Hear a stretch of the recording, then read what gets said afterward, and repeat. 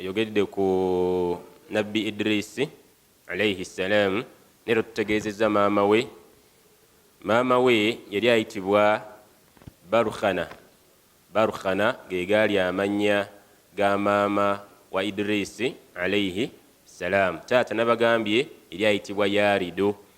Kati n'abuuza yayina abaana.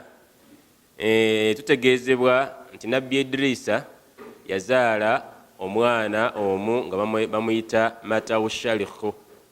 Matawushalikhu ye yali mutabanyi wa Idris alayhi salam.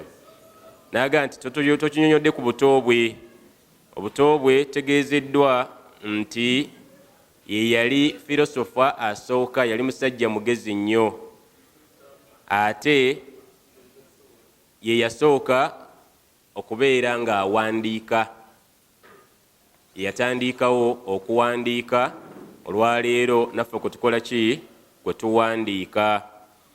N'abeera nga ye yasookawo okubeera ng'ayigiriza abantu okutunga. Olwaleero abantu kwe bakola ki? Kwe batunga.